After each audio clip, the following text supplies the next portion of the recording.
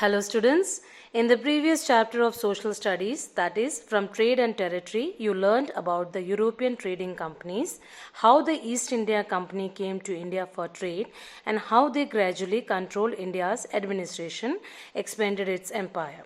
In this chapter, that is ruling the countryside, we will see how the East India Company regulated various methods to collect revenues, and it also traces the different land settlements, plantation of indigo, the Indigo Commission, etc.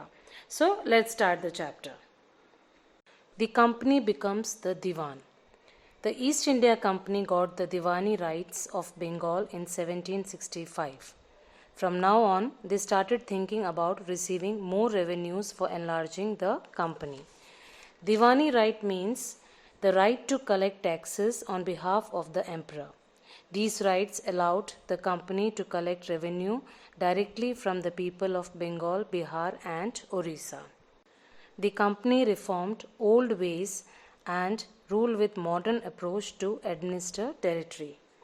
Diwani rights of Bengal forced the British to develop new methods to recover the revenue from farmers. Different steps were taken by the British government to improve the revenue system of India. There was a considerable impact of these revenue settlements on the people of India. The value of British goods or materials doubled in Bengal. Earlier, the company's trade was financed through gold and silver brought from Britain. Now the revenue collected from Bengal was used for purchasing goods from India. There was agriculture crisis in Bengal. The production started to decline. Artisans started deserting or moving from their villages. Pressure over land increased. Terrible famine in 1770 in Bengal resulted in the death of 10 million people. 1/3 of population vanished. The need to improve agriculture.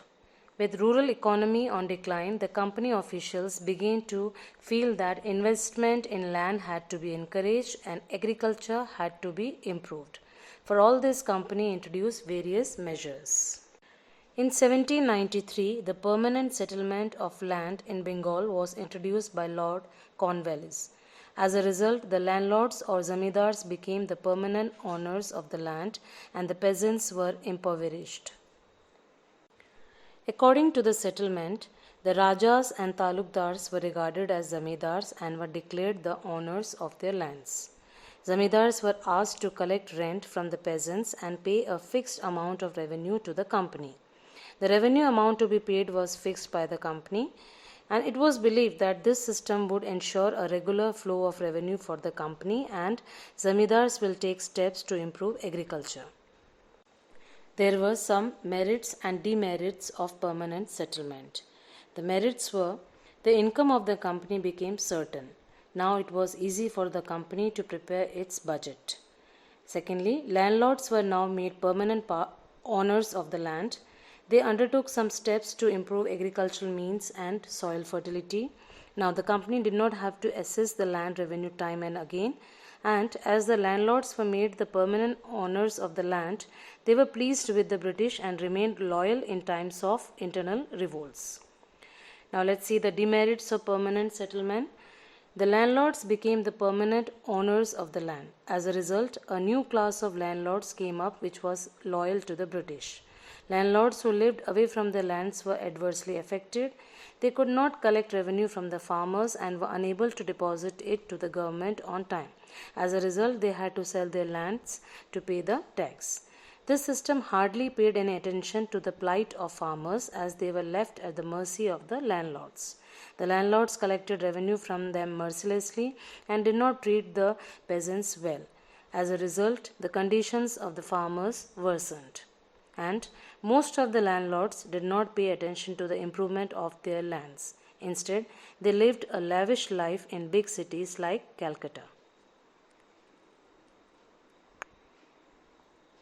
As permanent settlement had its own problems, there was a need to develop other systems of land settlement. Hence, the Mahalwari system was introduced in the northwestern provinces of Bengal. Village was made a unit and the whole village was made responsible for paying the revenue.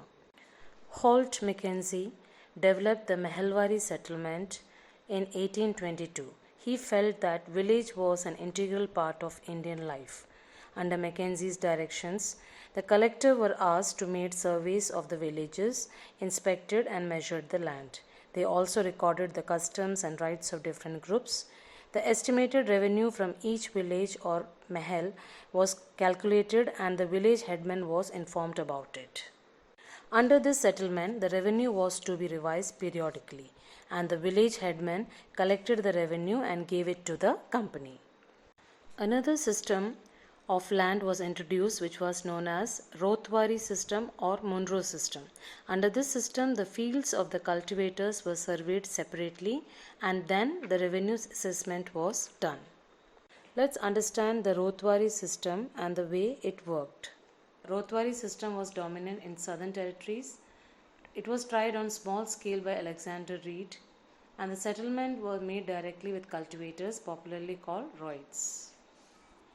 The Rotwari system was finally implemented by Sir Thomas Munro. There was no traditional zamindars in the south, so there the fields were surveyed and assessed by the Britishers.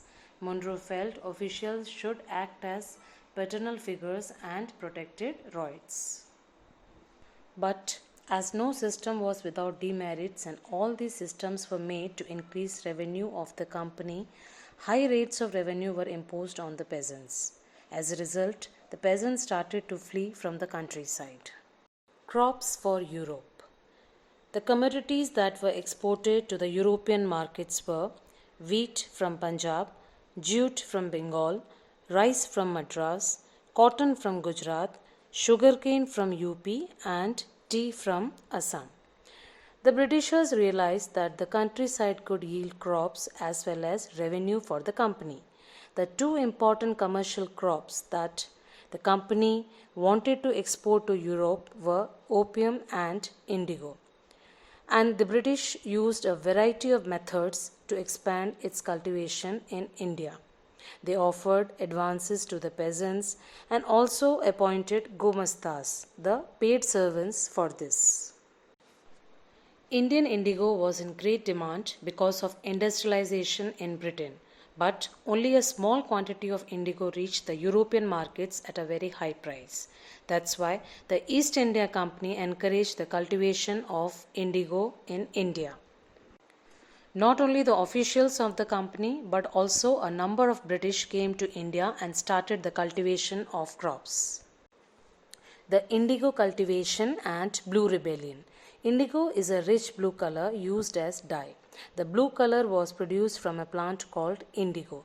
The indigo plant grew primarily in the tropical region and the climate of India is suitable for the growth of indigo. Therefore, India was the greatest supplier of indigo in the world till late 19th century. But the price of indigo was high. Small amount of indigo was exported to European market. Slowly and gradually the demand for Indian indigo increased. Simultaneously, the production of indigo in West Indies and America collapsed. In order to meet the rising demand of indigo, its cultivation in Bengal began to expand. In 1788, only about 30% of the indigo imported into Britain came from India. By 1810, this proportion went up to 95%. As the indigo trade grew, commercial agents and officials of the company began investing in indigo production. As the indigo trade grew, commercial agents and officials of the company began investing in indigo production. Now, how was indigo cultivated? There were two main systems of indigo cultivation, niche and Roids. Now, niche cultivation, in this, the planters produced indigo in lands that they directly controlled, and the land was either bought or rented from other zamindars. But there were some problems associated with niche cultivation. Firstly, the planters found it difficult to expand the area under niche cultivation. Indigo could be cultivated only on fertile lands. Planters needed larger areas to cultivate indigo and only scattered areas were fertile. Then planters tried to get lease for lands near the indigo factories and started to evict the peasants from those areas. This led to several conflicts. Then, more labor was required to cultivate indigo on huge plantations. Since the farmers were engaged in cultivating rice, labor was not easily available. Again, this cultivation on large scale required many plows and bullocks. The plows and bullocks were not available at the time the indigo planters needed them. Farmers often put them to use on rice fields.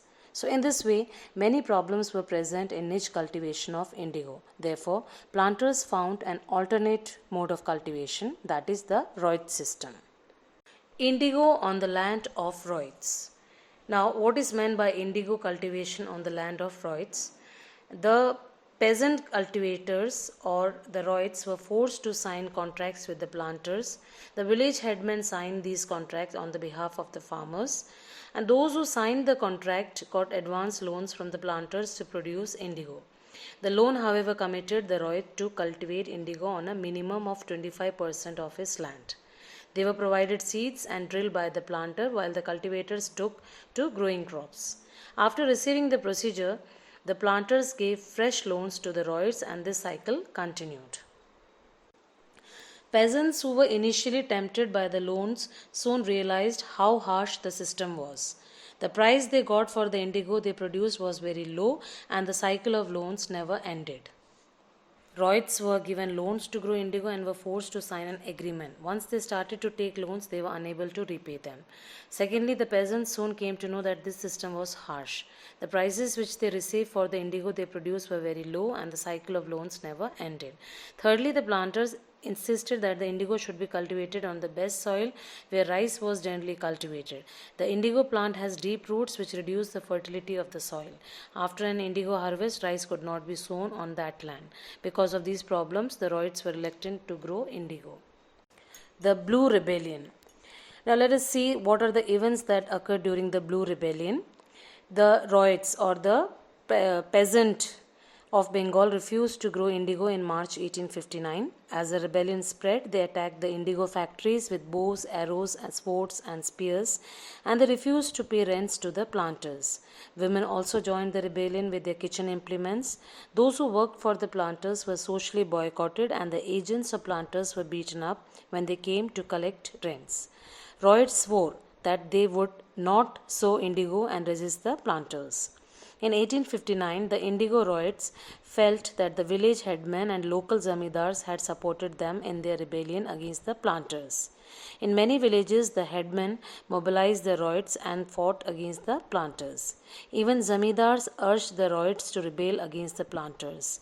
The Royds also believed that the British government would support them. In the end, the British government set up a commission which concluded that the planters used coercive methods against the peasants. The peasants were to fulfill their existing contracts and were not bound to sign any further contracts. The condition of indigo cultivators in Champaran district of Bihar was very pitiable. They were greatly exploited in their bagans. Gandhiji was requested by indigo cultivators to come to their rescue as they knew about his struggles in South Africa. Gandhiji went over there in 1917 and heard them out. The government officials of Champaran directed Gandhiji to leave Champaran, but he hardly listened to them. He was ready to go to jail if he would be tried in the court. The government was forced to withdraw its decision and an inquiry commission was appointed, of which Gandhiji was one of the members. The government agreed to take action in favor of the farmers.